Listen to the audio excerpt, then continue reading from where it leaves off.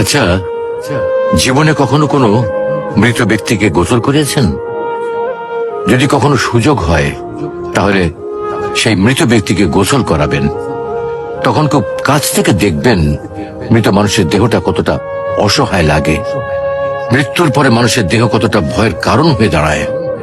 সুযোগ পেলে রাতে লাশটা পাহারা দেবেন, তখন বুঝতে পারবেন প্রিয় মানুষটার লাশ রাতের বেলায় আপনার কাছে কতটা অদ্ভুত লাগে, কতটা ভয়ের কারণ হয়ে ওঠে, কতটা আতঙ্কের কারণ হয়ে যায়।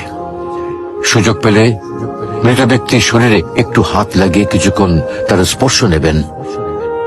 আপনি তখন উপলব্ধির সুযোগ পাবেন এই পৃথিবীতে বিশাল প্রভাব প্রতিপত্তি মৃত্যুর পরে কতটা নির্যাতনের রূপ নেয়।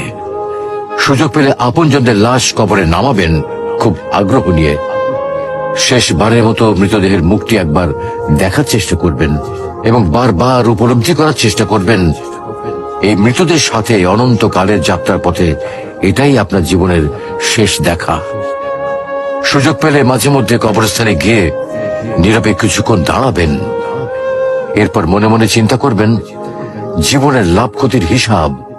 এই মৃত মানুষগুলো এই পৃথিবীতে কি করে গেছেন, কাদের রেখে গেছেন। যাদের রেখে গেছেন তারা কি কখনো এই মৃত মানুষগুলোকে স্মরণ করার জন্য কবরস্থানের আশেপাশে একটি বারের জনকে দেখতে আসে? আমাদের জীবনটা বড় অদ্ভুত, বৈচিত্র্যময়।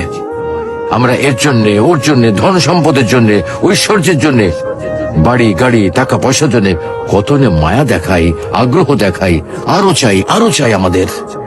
অথচ এই জীবনে আমরা মৃত্যুর কথা না ভেবে, পরকালের জবাবদিহির কথা না ভেবে কিভাবে আরো সম্পদ অর্জন করতে পারি সেই চিন্তায় বিভোর থাকি।